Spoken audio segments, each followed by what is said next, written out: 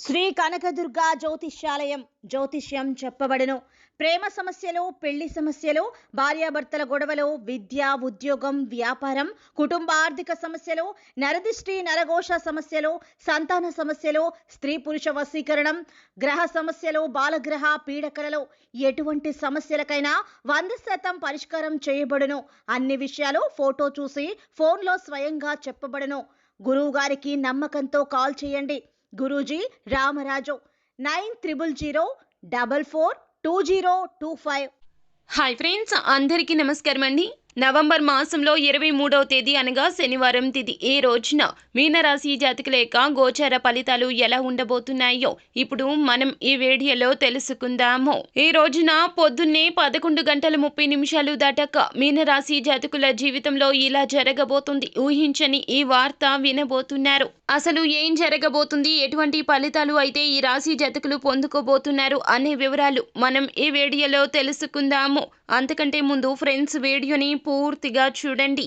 అప్పుడే మేము ఏం చెప్పబోతున్నామో మీకు అర్థమవుతుంది. వీడియో గనక మీకు నచ్చినట్లయితే గనక లైక్ చేయండి. మీ లైక్ మాకెంతో సపోర్ట్ అండ్ ఎంకరేజ్మెంట్గా ఉంటుంది.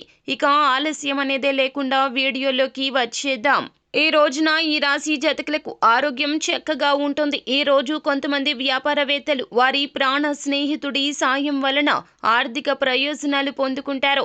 ఈ రోజున మీకు పొద్దున్నే 11:30 తర్వాత ఆర్థిక పర సమస్యలు కలగవచ్చును. కానీ ప్రాణ స్నేహితుని వలన ఆ యొక్క సమస్య నుంచి బయటపడబోతున్నారు. ఈ ధనము వలన మీరు అనేక సమస్యల నుంచి బయటపడతారు. ధనపరమైన సమస్య నుంచి బయటపడడానికి ఎంతో మంది మీకు ఈ రోజున సపోర్ట్ చేయబోతున్నారు. మీ అవసరాలను జాగ్రత్తగా చూసుకోవడానికి మీ కుటుంబ సభ్యుల సహాయం అందుతుంది. ఈ రోజున మీరు ఏ విధమైన వాగ్దానాలు నిలుపుకోలేరు. కావున ఎవరికి త్వరపడి తొందరపాటుతనంతో వాగ్దానాలు చేయొద్దు. ఆ తర్వాత వారికి మీకు మధ్యన పెద్ద యుద్ధమే జరిగిపోతుంది. కావున ఈ విషయంలో మీరు మాత్రం చాలా జాగ్రత్తగా ఉండండి. ఇలా మీరు ఆవేశపూరితంగా చేసేటటువంటి వాగ్దానాలు మీ ప్రియమైన వారి కోపాన్ని పొందుకోవాల్సి వస్తుంది. ఆఫీస్లో ఈ రోజు అంతా కూడా మిమ్మల్ని ప్రేమిస్తూ అందరూ మీకు సహాయపడతారు.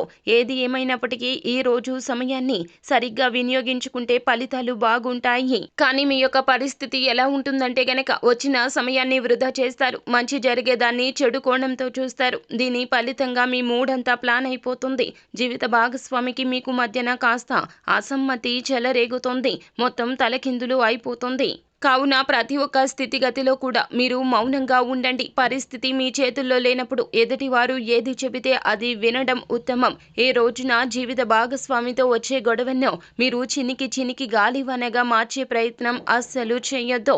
సో ఫ్రెండ్స్, చూసారు కదా, ఈ వీడియో గనక మీకు నచ్చినట్లయితే గనక లైక్ చేయండి. మరిన్ని వీడియోస్ కోసం మా ఛానల్ని సబ్స్క్రైబ్ చేసుకొని ఫాలో అవ్వండి. Thank you.